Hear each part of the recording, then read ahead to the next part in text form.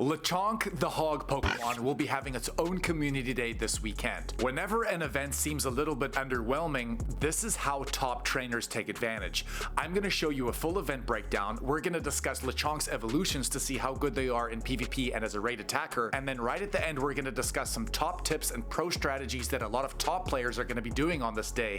This is Lechonk Community Day.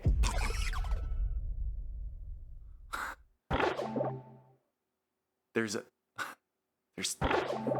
go with us. Shh. Let's get time and dates out of the way, guys. Lechonk Community Day will be taking place this Saturday, May the 9th from 2 to 5 p.m. local time, so 3 hours only. Let's talk about our featured Community Day Pokemon.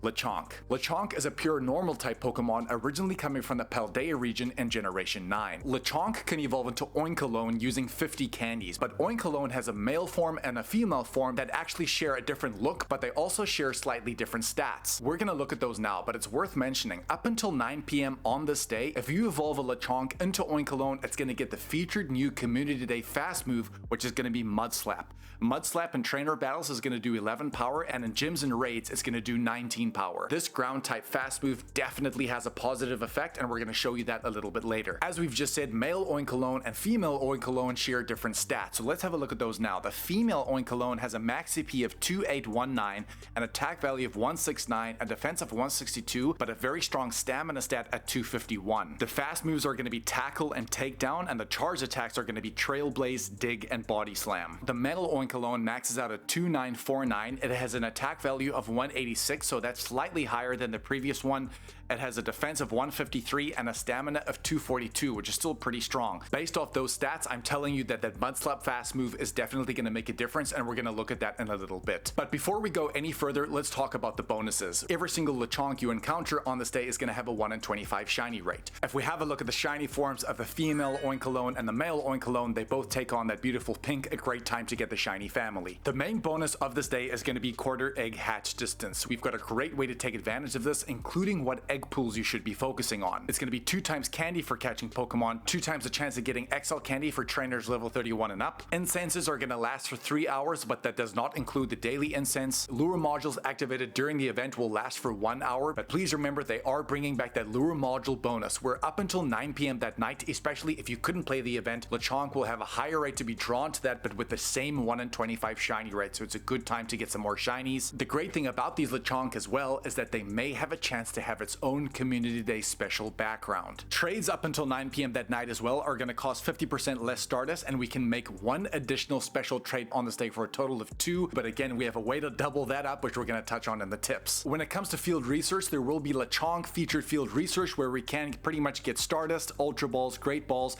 and we can also get an encounter with Lechonk coming in that 1 in 25 shiny rate, so it's a good opportunity to potentially get that Shundo or that Hundo, because the base floor is 10-10-10 coming from field research. But there's actually 2 specific tasks based on previous calm days which are going to guarantee you a special background field research task.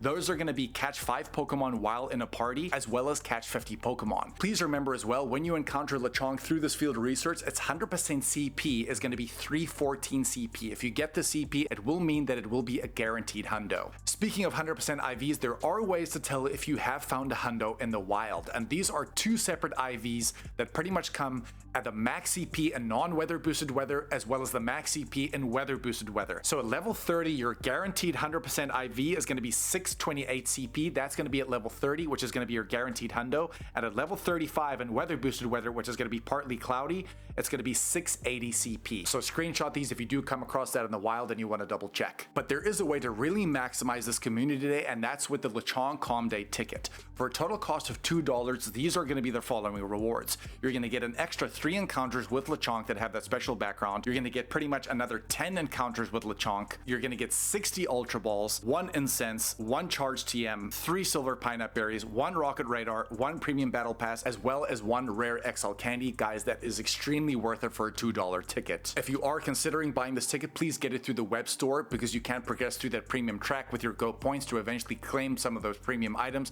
but also you can get some free rewards at no additional cost. A quick mention to community meetups as well. Please check in your campfire map and attend a community ambassador meetup. If you do this on this day, you're going to get a free timed research, which is going to give you even more premium rewards. The great thing about this free timed research from the community ambassador meetup is that it pretty much is going to get you an extra 25% less off walking distance for these eggs as well, so it ties in beautifully with that quarter egg hatch distance bonus. Great, boring details out of the way, but Mikey, how do I maximize this event? Pro tip number 1, trading. You're gonna be like, why? That doesn't really connect to the event. Remember, it said in the bonuses that we get 2 special trades on this day. The great thing about this day is that the day before is Friendship Friday, which you can also make 2 special trades on that day. But more importantly, on those Friendship Fridays, you get an increased chance for lucky Pokemon. You're gonna get 2 guaranteed XL candy when trading Pokemon. Trades are gonna cost 10% less Stardust on that Friday as well. So it's a great opportunity in 2 days to make 4 special trades. Please trade your shinies and your legendary Pokemon, which count as special trades, especially on that Friday as well. The day before this event, higher chance of going lucky. We've even shown you in previous results and our this week episodes where you can see the trading results for us recently have just been off the chain. Hundo Flabebe, Hundo Magikarp, 2 lucky Hundo Tinkatinks. All these Pokemon went lucky. Remember to trade your Pokemon and trade those special trades on the Friday and the Saturday. Tip number 2, Stardust gains. But Mikey, there is no Stardust bonus during this event.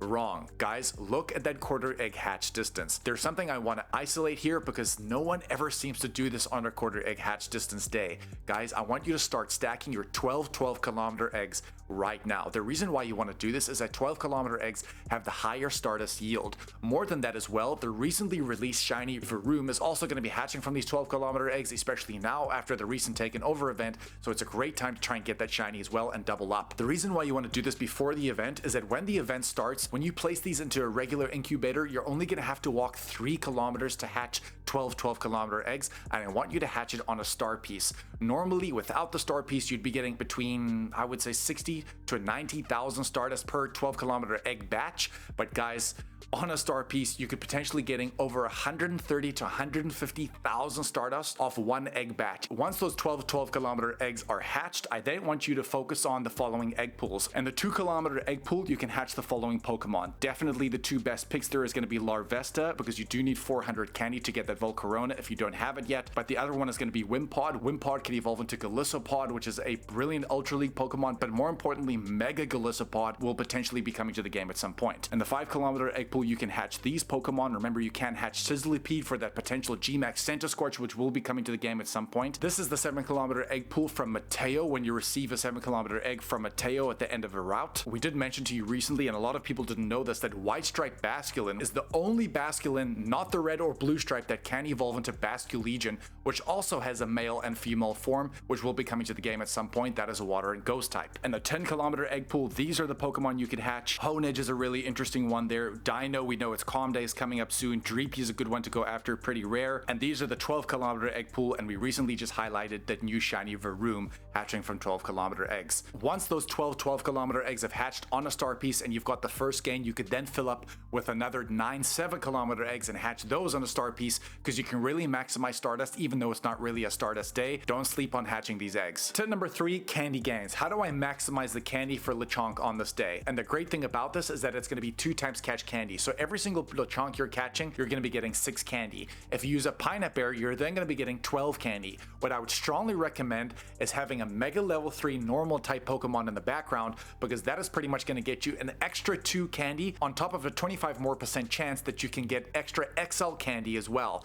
Having all of these 3 combined, guys, to be honest, even just catching 100 Lechonk or 200 Lechonk, you're going to have more than enough candy and more than enough XL candy, at least to max out 1 Oinkologne if that's something you really wanted to do. Trust me, Mega Evolve your Pokemon in the background. It's the most incredible way to get candy. Tip number 4, Platinum Medals. These are what a lot of the pros are going to be focusing on to try and reach level 80. The first one is going to be your School Kid Medal, which requires you to catch 2,500 normal type Pokemon. Lechonk is going to be everywhere on the map. This is a huge opportunity to heavily chip away at that, if not complete it, for a lot of trainers. The other Platinum Medal, which is a great one to aim at for Calm Days, is going to be your Picnicker Medal, which requires you to throw down lure modules and have other trainers catch 2,500 500 Pokemon off your lure. Let me just say calm days are the best for this. Try and place these lures as the event starts so you can get your lures in the right locations. Those are your top tips out of the way. Honestly, that is what a lot of the pro players are going to be doing. But how good is Lechonk's evolutions, Oinkologne, and Pokemon Go?